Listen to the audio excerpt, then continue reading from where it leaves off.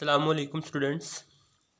आज का हमारा जो लेक्चर है वो हम कंपाउंड्स ही का डिस्कस कर रहे थे। फर्दर एक कंपाउंड हमारा रहता है, हम उसको डिस्कस कर लेते हैं, नाइट्रोजन डाइऑक्साइड। स्टूडेंट यहाँ पर देखिएगा क्वेश्चन नंबर एक्सरसाइज का 8। Describe the preparation of NO2 gas also give its reaction. तो पहले हम इसको प्रिपेयर करते हैं कि ये प्रिपेयर कैसे कर सकते हैं। तो हम यहाँ पर क्या लेंगे, it can be prepared in small quantity by heating lead nitrate. Lead nitrate लेंगे, इसे हम हीट करेंगे तो हमारे पास लेड ऑक्साइड और नाइट्रोजन डाइऑक्साइड जो है वो प्रिपेयर हो जाएगा। इसी तरह जब हम कॉपर का नाइट्रिक एसिड के साथ कंसनट्रेटेड नाइट्रिक एसिड के साथ रिएक्शन करवाते हैं तो तब भी हमारे पास नाइट्रोजन डाइऑक्साइड जो है वो प्रिपेयर हो जाता है। इसके बाद अगर हम इसकी प्रॉपर्टीज़ की बात करते हैं तो यहाँ पर देखिएगा properties of nitrogen dioxide is a reddish brown gas with pungent smell. Reddish brown gas है, स्मेल कौन सी है, pungent. It dissolve readily in water to form blue acidic solution. जब हम इसे वाटर के अंदर डिज़ोल्व करते हैं तो इसका ब्लू एसिडिक सोल्यूशन हमारे पास जो है वो प्रिपेयर हो जाता है। अब हम इसके रिएक्शंस को डिस्कस कर लेते हैं। जी स्टूडेंट, यहाँ पर देखिएगा इसके रिएक्शंस को अगर हम डिस्कस करते हैं तो रिएक्शन में हमारे पास आ जाता है हीटिंग इफ़ेक्ट। तो टेम्परेचर के ऊपर इसका कौन सा इफ़ेक्ट होगा, तो जब हम NO2 एज अ गैस है, जब हम इसे हीट करते हैं तो ये येलो लिक्विड में जो कन्वर्ट हो जाती है। और इसके बाद यहाँ पर देखिएगा पेल येलो में कन्वर्ट होता है N2O4। इसके बाद जब 140 सेल्सियस पे पहुँचता है तो ये रेडिश ब्राउन में गैस में कन्वर्ट हो जाता है।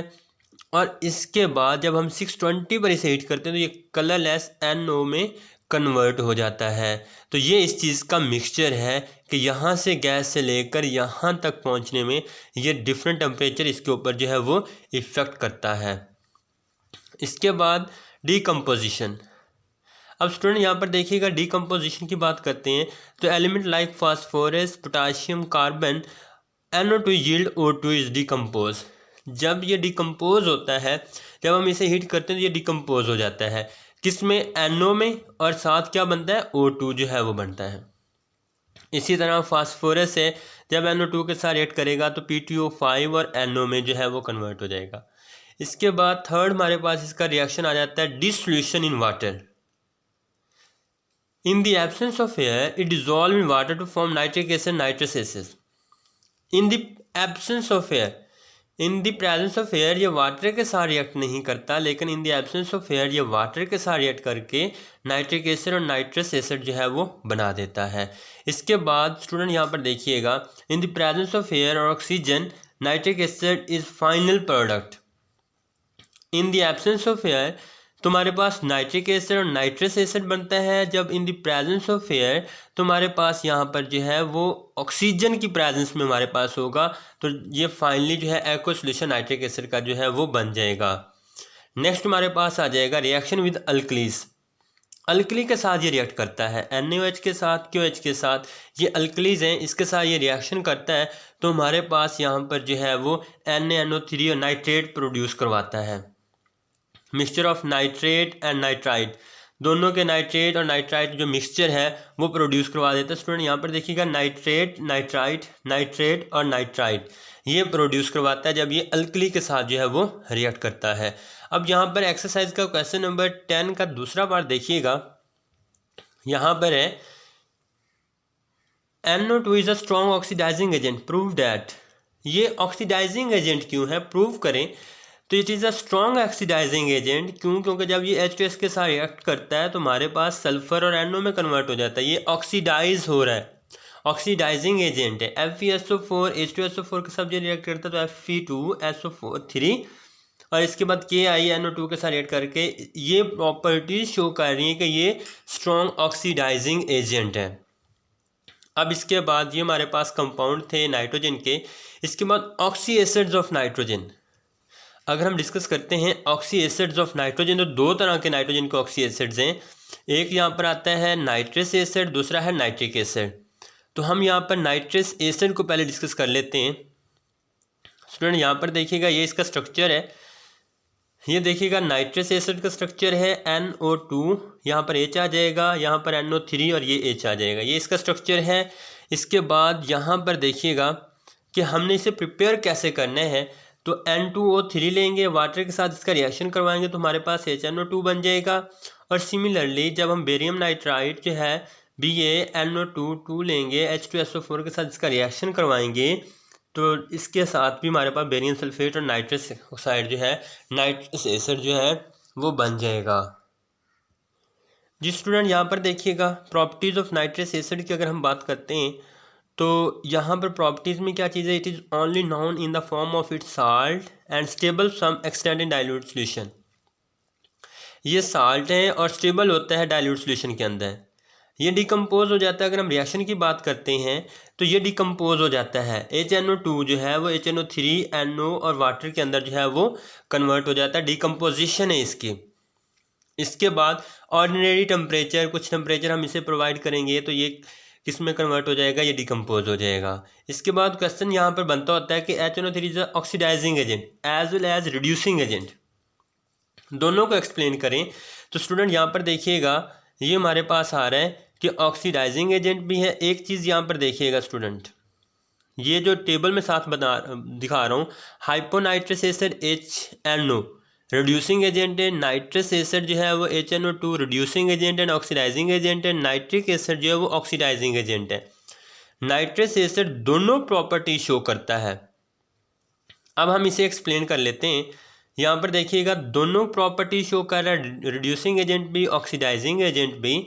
जब ये यहाँ पर देखिएगा HI के साथ रिएक्ट करता है, जब ये सल्फ़र के साथ रिएक्ट करता है तो ये क्या काम करेगा, यहाँ पर जो रिएक्शन हमारे पास आएगा वो एज अ ऑक्सीडाइजिंग एजेंट होगा। HNO3 as a oxidising agent के तौर पर जो है वो काम करेगा। अगर हम रिड्यूसिंग एजेंट की बात करते हैं तो ये एज अ रिड्यूस भी होता है, जब ये KMNO4 के साथ रिएक्ट करता है या Br2 के साथ रिएक्ट करता है तो वहाँ पर रिडक्शन इसकी होती है, रिड्यूसिंग एजेंट के तौर पर एज अ काम कर रहा होता है, रिएक्शन कर रहा होता है। इसके बाद यहाँ पर एक और रिएक्शन आ रहा है, वो कौन सा है, रिएक्शन विद अल्कलीज।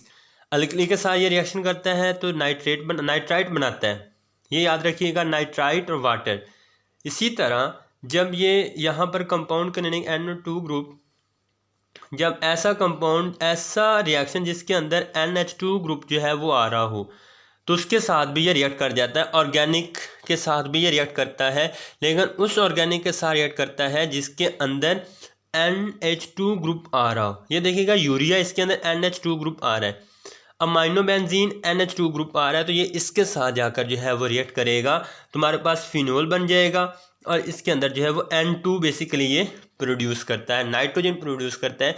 जब ये ऑर्गेनिक कंपाउंड के साथ रिएक्शन जो है वो करता है तो यहाँ पर हमारे पास ये रिएक्शन आ जाता है। नेक्स्ट हमारे पास है जी स्टूडेंट, यहाँ पर देखिएगा फ्यूमिंग नाइट्रिक एसिड क्या चीज़ है। A mixture of concentrated HNO3 and NO2 is called fuming nitric acid. Fuming nitric acid कौन सा है, HNO3 और NO2 का मिक्सचर, इसको हम कहते हैं fuming nitric acid. It is more reactive than HNO3 concentrated. इन दोनों का मिक्सचर को हम कहते हैं फ्यूमिंग, और ये प्योर नाइट्रिक एसिड से ज़्यादा रिएक्टिव होता है। इसका जो कलर होता है रेड और पेल येलो, फ्यूमिंग लिक्विड इसके अंदर आ रहे होते हैं। अगर हम इसके रिएक्शन की बात करते हैं तो ये डिकम्पोज होता है। HNO3 जो है वो वाटर के अंदर, NO2 के अंदर और O2 के अंदर ये डिकम्पोज होता है। HNO3 इज़ एन एसिड, ये एसिड है, क्यों, क्योंकि ये अपना एक हाइड्रोजन डोनेट कर देता है। यहाँ पर देखिएगा ये भी डोनेट कर देता है, यहाँ पर भी डोनेट कर देता है। It is a very strong acid, क्योंकि इसके अंदर ये एबिलिटी है कि ये अपना हाइड्रोजन डोनेट कर देता है। तो यहाँ पर देखिएगा CaO के साथ रिएक्ट करेगा तो यहाँ पर CaNO3 ट्वाइस आ जाएगा और यहाँ पर वाटर बन जाएगा। सिमिलरली यहाँ पर भी वही केस होगा, तो इट मीन्स ये अपना एक प्रोटॉन जो है वो इजीली डोनेट कर देता है। इसके बाद HNO3 इज ऑक्सीडाइजिंग एजेंट, ये एक ऑक्सीडाइजिंग एजेंट के तौर पर भी जो है वो वर्क करता है। यहाँ पर HNO2 वाटर है, NO2 और यहाँ पर रिएक्शन हो रहा है तो ये एज अ ऑक्सीडाइजिंग एजेंट के तौर पर भी रिएक्शन करता है। जिस स्टूडेंट यहाँ पर देखिएगा ये नाइट्रिक एसिड नॉन मेटल के साथ भी रिएक्शन करते हैं, तो C+HNO3 CO2 NO2 और यहाँ पर ये इसके अंदर जो है रिएक्शन हो जाता है। इट मीन जब ये नॉन मेटल के साथ रिएक्ट करेगा, सल्फ़र है, कार्बन है, फास्फोरस है, तो यहाँ पर वाटर और NO2 जो है वो बनाता जाएगा।